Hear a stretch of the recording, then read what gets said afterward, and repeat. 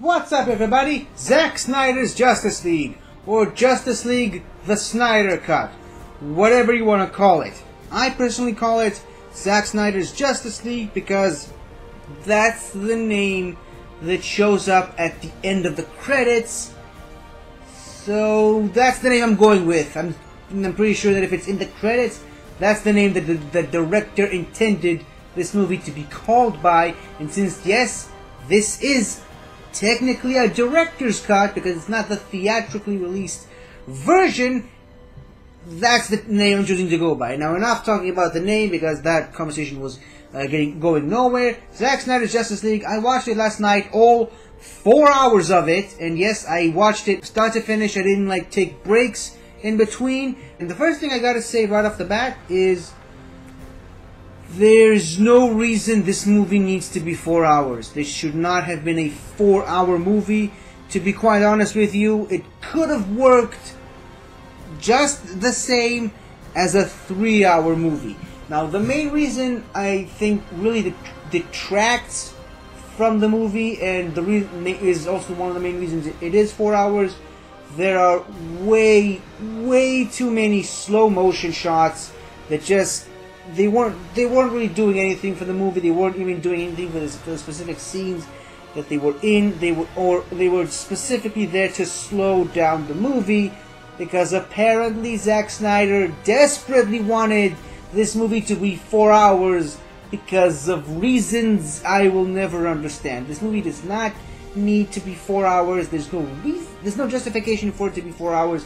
A lot of action scenes were really stretched out beyond what they probably should have been. A lot of great action, a lot of great visuals, but it seems like those extended sequences, specifically fight sequences, they were only there just to have these action shots and visual effects shots, which, like I said, they looked amazing, but they looked like they dragged on for way too long, definitely longer than they probably should have been. Like, you know, the constant complaint that came out when the Hobbit movies were coming out was that they basically took small moments from the books, for the book, which was not that big to begin with, and expanded upon it way too long for its own good. This is pretty much the main detriment of it, at least the first 2 hours of this movie. And yes, these are just the first 2 hours. The first 2 hours of just exposition of this movie, which is the first act of the movie, is longer than most movies in general, which is just crazy to me. And like I said, the majority of the problems come with pointless, unnecessary slow motion shots that drag on for too long, really overextended fight sequences that looked amazing but served no purpose other than to just show off action and visuals. And I'm sorry to say, good actions and visuals does not a good movie make. Another big major negative, and I'll also leave that with a positive spin at the end, or rather at the beginning, is that Zack Snyder can direct action and visuals like nobody's business. Like, he's one of the best out there. A lot of directors should take notes from this guy whenever he directs action, fight scenes, and visuals. The guy clearly has a vision. Otherwise, this movie wouldn't even have gotten made in the first place, or rather, this director's cut. Whereas Zack Snyder really struggles with, and it's very imperative, and it's very noticeable, especially in the first hour of the movie, is exposition. Exposition is a huge weak point with Zack Snyder. Now, exposition is important, but how exposition is delivered, that is a very tricky thing to do.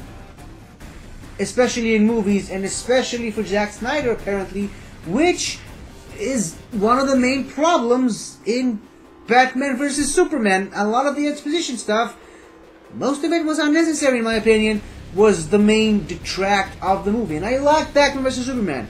Don't get me wrong, I like that movie a lot. I liked Zack Snyder's director cut, or the ultimate cut, much better than a theatrical cut. But again, you see why that he needed to make a director's cut that was 3 hours because he needed to set up all this exposition, which didn't quite work for Batman vs. Superman as well. It works great for this movie, Justice League.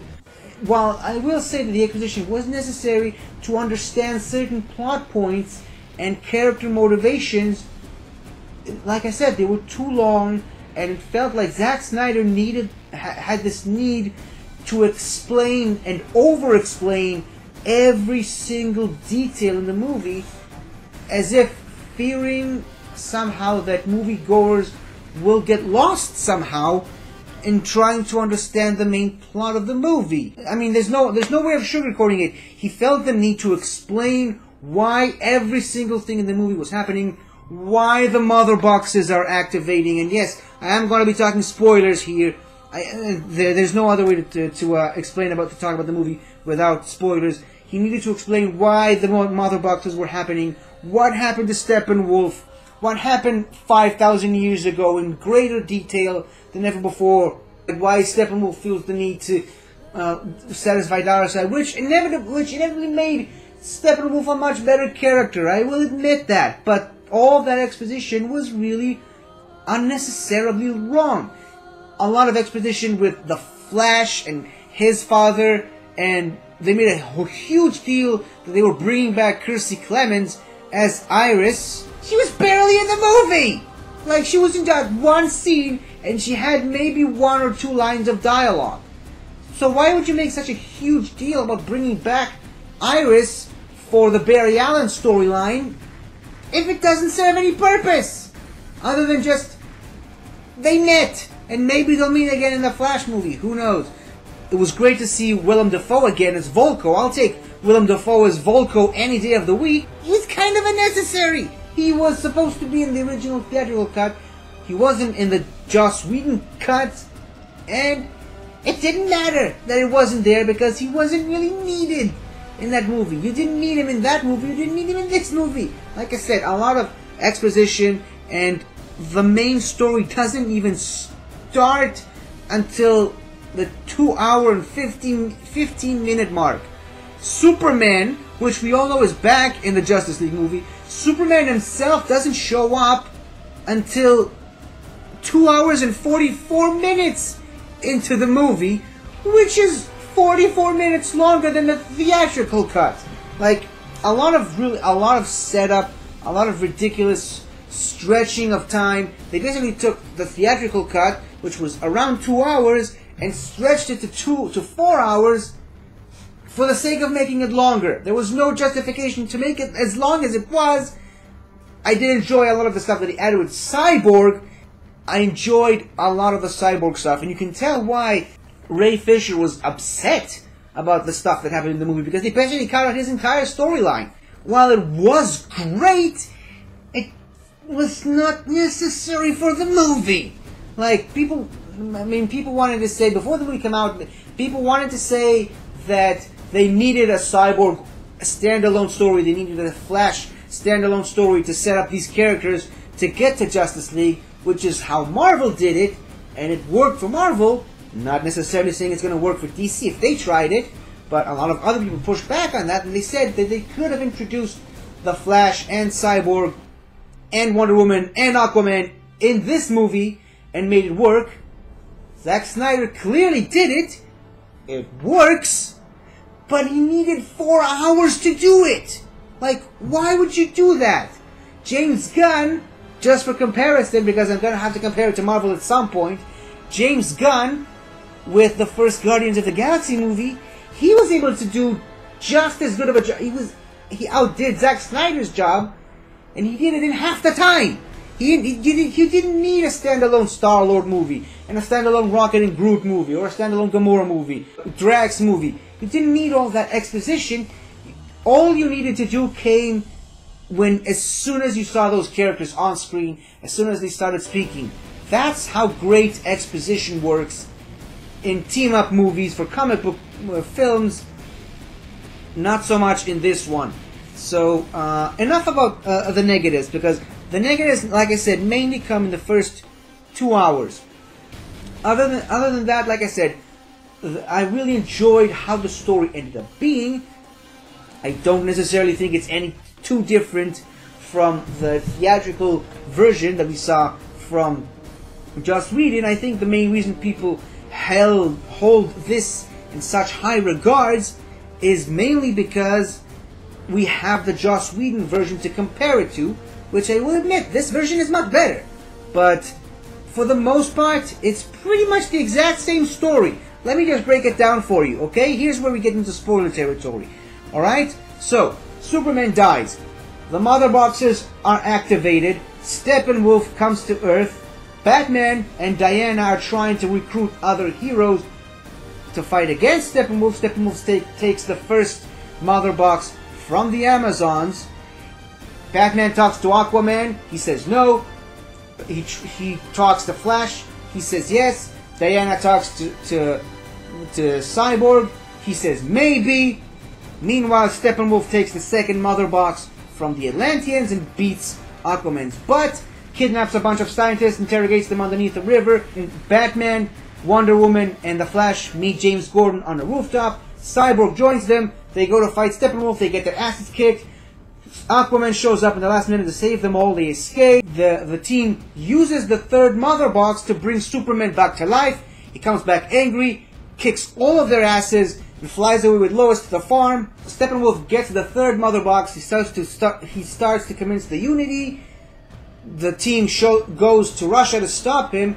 They, for the most part, get their butts kicked. Superman then shows up and starts beating Steppenwolf around like a little bitch.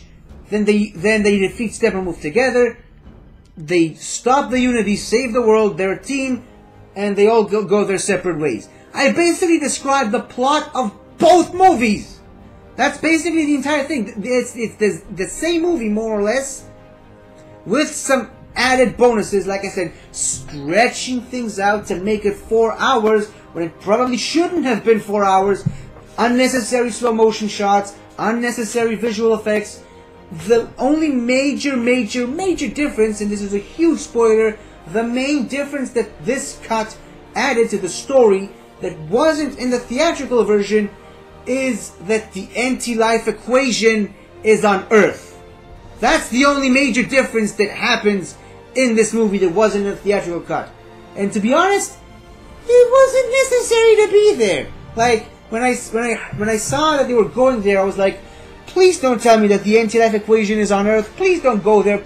And they went there, and I just had to accept it because that's the vision that Zack Snyder decided to go with, and I'm fine with it. Because all of this is just setting up the sequel, which will probably never happen, but the sequel in which Darkseid is pissed that the humans have now denied him Earth, and by extension the anti-life equation twice over. They killed Steppenwolf, and they made him look weak. He's gonna come to Earth eventually, and now we know why, because apparently Zack Snyder decided that the anti-life equation should be on Earth, which I don't understand.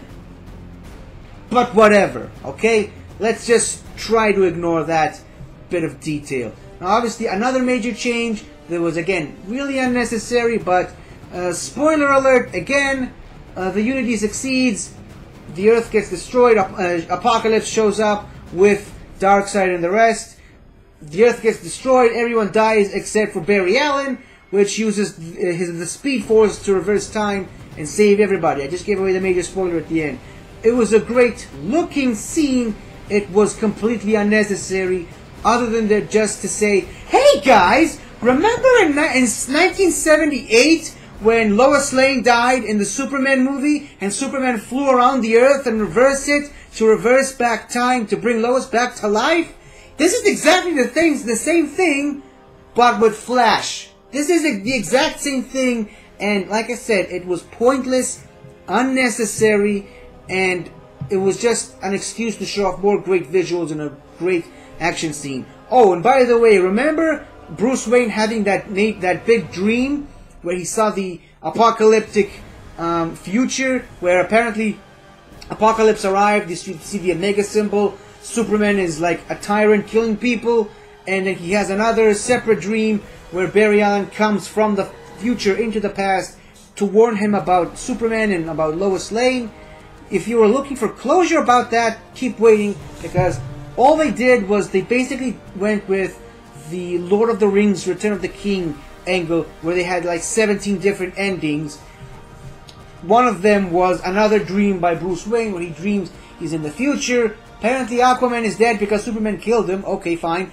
We see Barry Allen as the Flash with the new suit, with the retractable helmet and the beard that we saw him in Batman vs. Superman.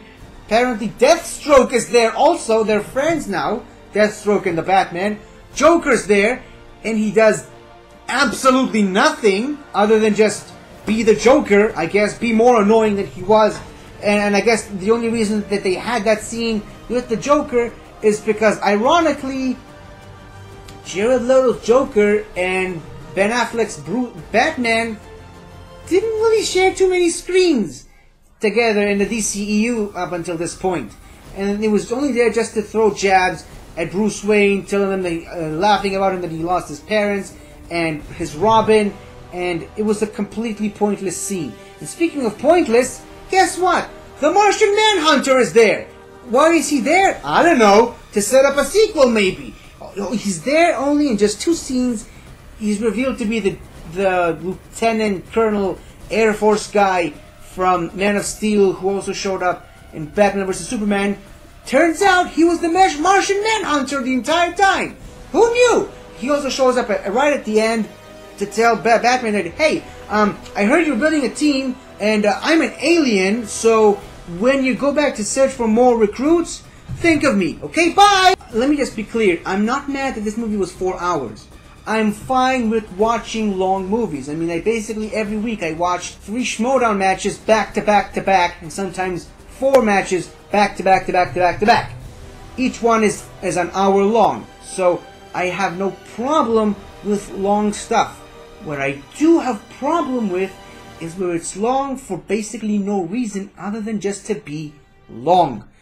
Again, I'm gonna say this till I'm blue in the face. This movie does not need to be 4 hours. It could have worked well as a 3-hour movie, and I would have been fine with it.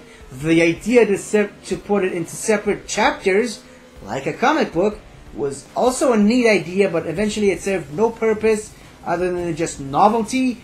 And again, to compare it to Marvel, Infinity War did the exact same thing, but better, because they didn't have to tell everybody, okay everybody, this is where this chapter ends, and this is where another chapter begins, and this chapter has a name, this chapter has a different name.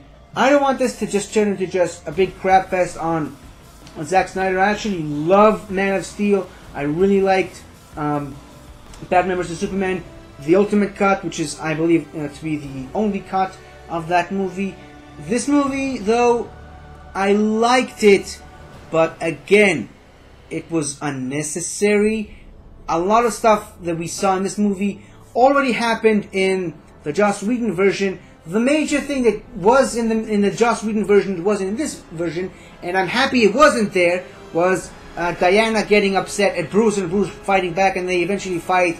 They have this quick squabble. I didn't need that in the original Justice League movie. I didn't need that stupid scene in the Avengers either, but that's just how Joss Whedon makes movies, I guess. So I appreciated that this movie, the Zack Snyder version, didn't have useless scenes like that. However, it had other useless scenes that, again, made no sense and they didn't need to be in the movie. So, okay, I apologize if I upset anyone. I really did enjoy the movie, guys. I really did. I'm a DC guy. And if you're a DC fan, you're going to love this movie, because this movie is for DC fans. And it's the exact movie that DC fans wanted to see. It's probably the Justice League movie the fans wanted to see, and it accomplishes exactly what it tried to accomplish. It just takes too long to get there. And I talked about this with my friends. One of my friends actually said something that I completely 100% agree with, which is they actually did a much better job setting up the sequel than actually tell the story of this movie.